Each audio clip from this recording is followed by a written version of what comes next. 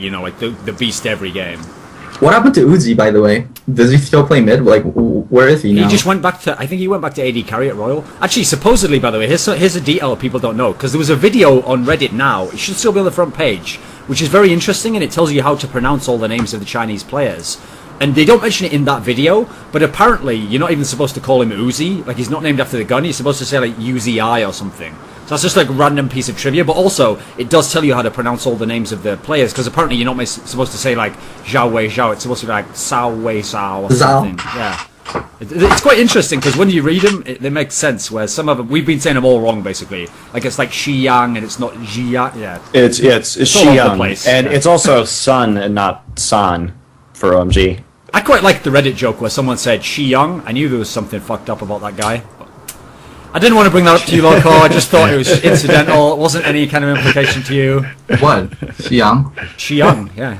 What? Shi Yang. Oh, Yeah. okay. Fuck you. Wow. The delayed reaction. He's like, you saw him figure it out in his head, like, Shi Yang. She is young. The girl that's young. I have sex with girls that are... Are you implying something, Thorin? Like, Whoa! that was purely fictional there. I mythologized Loco's life. That's not how he is in real life. I like Nunoth. I like Yeah, Nunoth. okay. Fuck you. He likes Snoonas. Flame is an excellent player. Lord Flame. Lord Flame, yeah, as we would now always refer to him on this show. I think all that's fine. I even think, yeah, it's good to have this international tournament. What I thought we could do then is, based on what we know now, so we don't know what damage control Riot will be able to do in that AMA thread. I got the sense... okay, before we get into that, okay. Here's one thing I want to say, Montecristo. I think we saved Riot's fucking ass before this AMA, because we, like, smoked them out into, like, giving official reasons that I don't think they actually had thought of. Like, I made the sarcastic point, okay, that, like, the first question someone would ask is like, right, let's imagine... Let's imagine you're the person presenting this idea to me. You're the guy at Riot who came up with this. So just tell me, like, the basic idea. Like, tell me the premise of what you're going to do this year. Well, so I'm Riot guy, and we're going to get the best team from every region in the spring season, and we're going to put them together. We're going to do a round robin, so all the teams get to play each other. We'll only eliminate one. You know, we got the 5 regions, the 5 leagues.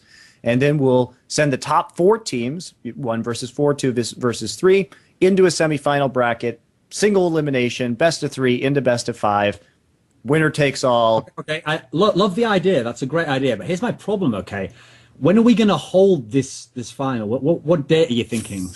Well, I mean, that depends on venues, obviously. You know, we think we want to hold it in France, so we're looking at Paris. We've got this really nice 6,000 seat theater, but it's only maybe it's only available on this weekend and this weekend. So I guess we're going to have to go with May 8th through 11th. Oh, whoa! Wait a minute. You all the 5 regions, yeah, one from each. Because here's the problem. Like, I mean, I only work at Riot, so I don't really follow all the leagues and that. I like LCS and Dyrus, TSM. But from what I know, all the leagues don't run at the same time. So, like, the Chinese league, like, I'd probably look into that before we announce this, guys. Like, whew, God, I got to you first. Before we announce it, check when the Chinese LPL finishes. Definitely check when OGN finishes, because that's not even a league format, man. That's like a tournament. So you're going to be in deep shit if that doesn't end first. But once you've checked that and you know you've got the date synced up, then go live with the news and don't even worry about it at that point. Like, the reason why I made this setup here is obviously that part there, which would be the first thing you'd say, never happened, okay? Like, as we was asking them this on Twitter, you could sort of sense, like, DEFCON levels going up, people scrambling. When does LPL finish? So what are we doing with that? And then, okay, the Seth MacFarlane-looking guy who works for Riot came on and he was like, well, I think what we'll do is we'll just use the #1 ranked team in each region. Whew, saved us there, guys. And then we were like, okay, fair enough. Yeah, LPL is a league. You'll have the #1 ranked guy. OGN's a tournament, you know, so they'd actually have like rankings. No, I knew that. Probably use the people with the most points. Yeah, but it's a tournament, mate. Like, there's not a league. No, circuit points. Ah, yeah. Well, there was one team has all those already. Yeah, I knew that. Like, dude, come on. What did you think when those answers were coming? Who knows? I think blue is really good. And the other thing is team kills are always so weird, right? Because the teams know each other really, really well. And Dade has been playing out of his mind recently. it's back to spring form from last year, ridiculously stacked Dade. So I don't know. I think that series is that not a factor then? It's going to be a 3-2 coin flip. What? Is that not going to be a factor then? Let me put myself in the mind of Dandy, okay? I played with this Dade guy for a while. Like 6 months, I was waiting for this motherfucker to get his shit together. He was just failing me. When I play versus him, and I know everything he does, I know everywhere he goes, I'm going to get in that ass. I'm going to be so deep in that ass, I'm going to be, like, arrested for fracking or something, you know? Like, whatever that means. Don't you think they're just going to go ham on Dade? That is one of the best things you've ever said. I mean, probably. And, you know, frankly, I didn't want to release anything about Seraph until we actually signed him onto the team. I was trying to stealth get him out to LA, but my dumb players leaked all the shit. Yeah. So like we had to make an announcement. That's why we're talking about him right now. I would have preferred just to try him out quietly and then move on from there, so that he didn't feel all this like weird pressure and all this other stuff. And, you know, there wasn't like a community like breathing down our necks, like it's annoying. By the way, here's the thing, right? Yeah, even though Dexter was the one who initially blew it by saying the stuff that got caught on stream about how there's a Korean player coming, dude, Doublelift, I think, is just the worst. He has like the worst fucking poker face in history. Have you seen that video where Special asks him on stream, like, who is Seraph? Doublelift's face, like if Doublelift was playing cards, right, it'd be like this. He'd like pull up the cards, he'd like peek, what is? Two is? And they'd be like, I'd like to bet just a small bet, please. And then they'd be like, Doublelift, are you sure you don't have a really good hand there? That guy, like, just fuck. He didn't even say anything. He didn't say anything. His body language betrayed him, like fucking that crescendo I mentioned betrayed Chaucer that time against TSM. It was terrible. Doublelift is innocent, and he can be overly honest about things. And I've been on the wrong end of that. So, I mean, it's how he is. Whatever. He doesn't mean anything bad by it. I'm sure he wasn't like, oh my god, I'm gonna leak Seraph to everyone. No, obviously. But I'm saying it. Don't ever give that guy a fucking secret and then have him on camera. And it would always happen when I was asleep. So I'd wake up and then I'd like look at like the front page of Reddit, or I'd have like 1,000 tweets, and then there'd be like a screenshot of Dexter's stream saying we were bringing over a Najin top laner, and I was like, why? Why can't you just shut up? No, that kind of summarizes montecristo's experience with CLG so far. Anyway, the games they win, actually, fuck it. The thing with Blaze is, even the games they lose are fun to watch. Like, the way they lose is entertaining, as masochistic as that sounds. But the problem with that is, I have to admit, those sorts of teams who are fun even to watch lose tend not to win. Because usually the ones who just dominate, they just do it in a semi-boring fashion almost. They just conclusively beat you, you know. Also, one of the best, most entertaining things about Blaze losing is Flame's face when they lose. That's like the best. No, that's one of the reasons I love that guy, dude. Because his face is like he's just so disappointed in his team, at the state of Korean esports. Like, do you remember? Have you seen that picture? You were there, right? But do you remember when you were at the last Champion Spring Final when Blaze lost? And there's a really, really good picture of Dustin Beck, the VP of esports at Riot, standing on stage. I remember with this. Yeah. Blaze with like a giant check, and it's like Flame's face holding this second place check. I've told this story before, Priceless. Monty. This is one of the reasons why I actually became a huge fan of Flame. I already thought he was dope as a player. That was when he was in his peak, you know, just wrecking everyone. But when I saw that final, what happened was, with most finals, right, for the first 5 minutes when you realise you've lost, it's really like annoying, and even someone like anyone in that team, even Captain Jack or whatever, would be like really down. But then those ceremonies of getting the prizes take like half an hour. Like, there's about 15 minutes where you're talking to the coach and everyone's coming out the booths and they're celebrating. You don't get those checks until like half an hour or minimum till the game's finished, right? So by that point, most people have switched into the mode of like, okay, I lost, but hey, I had a good season, I came second, like, okay, congrats to you, you won. Like, at that point, some of them are half smiling, some of them might even genuinely be happy for the other team, right? But Flame had a look on his face like Dade had just gone over and chopped his dog's balls off with like fucking snipping shears. Like, that's what his face looked like, didn't it? His face just looked like, this will never happen ever again as long as I'm in this team. And by the way, it happened a million times, but that look, like, I got like intellectually turned on by that dude. Like, I was so, I couldn't wait for that next time they faced him. But that's the sickest thing, dude. They never faced again in the playoffs since. They have never played in a playoff series since. It would be super fun to have Ozone versus Blaze again. That would be the sickest storyline, right? It would be super fun. Maybe I'll wrong.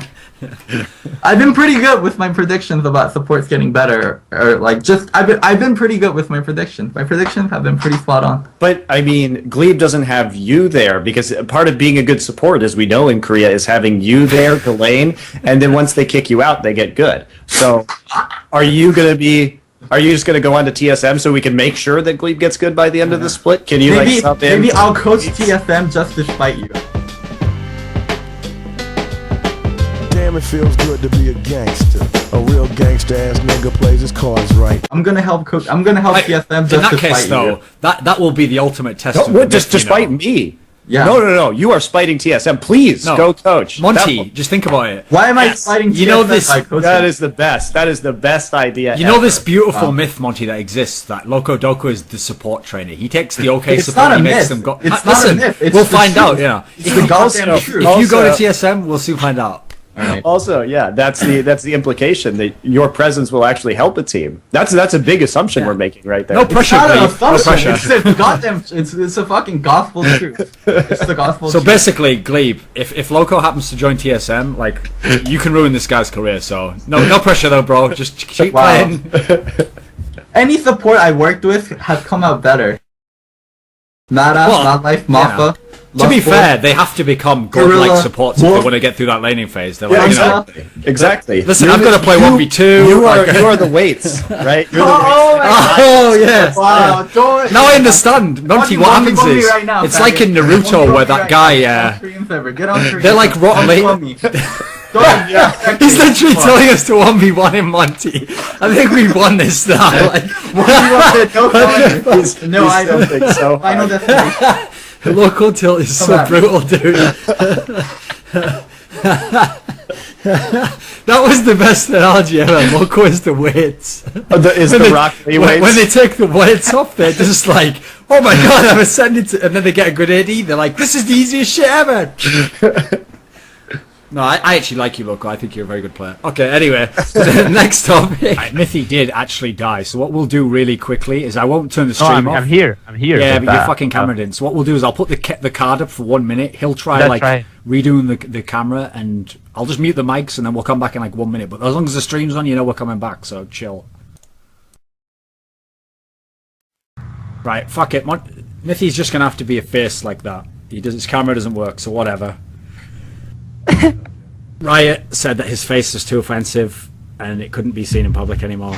That's the only Riot approved image. Yeah. You know how when you get into LCS they like Photoshop the shit out of your face? Like that's what they do for challenger players. That's how little resources they're putting into that. By the way, how creepy are those Photoshops? Like some of them make them look good. Like, well, obviously Dignitas. But there's certain players where it makes them not even look human. Like, have you seen Bjergsen's Photoshop for the LCS picture, Monty?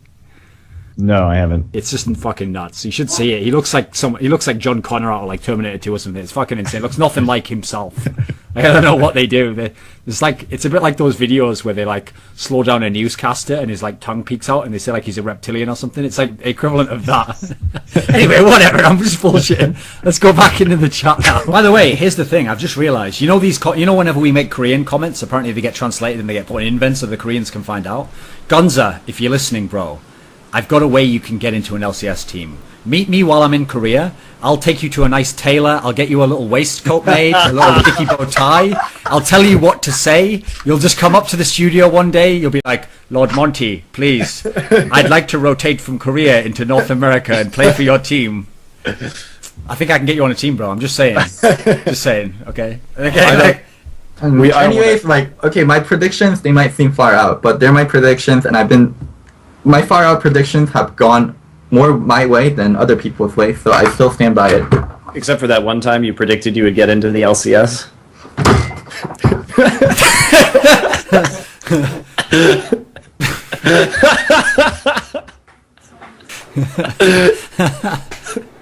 I won, thooorin. I won. I won the show today. Dude, we had him ask us to 1v1 him, then he left the room temporarily. Hey Loco, how's it going, mate? Fuck you. Well, at least we're letting you smoke on this one, so your levels, you're getting, it's calming you down, right? It's having a calming influence. You keep things in check. Okay, good. That is a cigarette, right? Of course. Oh, okay, yeah. Just a weird question there. I'm straight edge. I mean, you can't be straight edge if smoking. I don't do anything beyond cigarettes. Okay. If Froggen watches High play, and he watches Link play, and he watches Bjergsen play, just as mids, not in terms of the whole team, doesn't Froggen think to himself, like, I'd probably beat all these guys if I played them like 10 times each? Like, it's actually really hard to tell, because it might also be the other way around, because I am more like Link, where I tend to play more passive while gaining advantage than playing aggressive while doing that. So, like, personally, I would hate matching up against High, because the guy doesn't give any cares. Like, he just goes for you. Like, if he dies, he might get so far behind he can't do anything the entire game, but he will still go for the play. So is Peke versus High a better matchup than Froggen versus High? Oh yes, they would fit each other so well. Like, except for that, High actually roams a ton. Like, Peke doesn't roam that much. If you look at High games, in every single game, he will always be roaming. Like, at least once or twice, before the 8-minute mark, he will have tried to roam, and it doesn't matter on the champion. You saw it when they played against the TSM. He just goes off and roams. He loses 20 CS, he doesn't care. Like, it's blowing your mind, right? It's 20 CS, bro! Like, why would I ever give up one level of experience and that much gold? To get a kill and win the game? That gives you half the gold and not even as much experience that just staying in lane would give you. Like, I can't play against that. How do you play against it? Like, he is literally telling, it is Shushe. It's like, I'm gonna go off and I'm gonna leave my lane for about 5 minutes and I'm gonna wait in this random burst till somebody face checks me, and then I will have a kill. Worth it. It's like, okay, Meteor spams a lot. No, he's just picking up the mid lane farm all the time. It's like, I would hate to play against it. As an aside, before we finish talking about Xpecial altogether, because Curse aren't relevant, so I won't be talking about them later in the show. Wow. When there was this fake drama of like Xpecial wouldn't hug Wild Turtle, can we just like quickly just put a lid on that completely? Which is like, first of all, he shook his hand. Like, what is he supposed to do? So if Wild Turtle, who was in some way implicated in having Xpecial kicked out of the team he made one of the greatest of all time, if he comes over, he's like, I had you kicked out the team. I actually wanted to play with this new guy. I've made you go to Curse, which is like fate worse than death. And I just beat you in this game. So now I'd like to tongue kiss you, Xpecial. Frenchie? And then if he doesn't, you're like, ooh, Xpecial's a bad guy. Like, he still shook his hand. Like, what's he supposed to do? I'd have been like, yeah, bring it in. And then when I brought it in, I'd have a little like, nah, actually, maybe that's going too far. I was going to say I'd stick a little dagger in his back and be like, Xpecial sends his regards.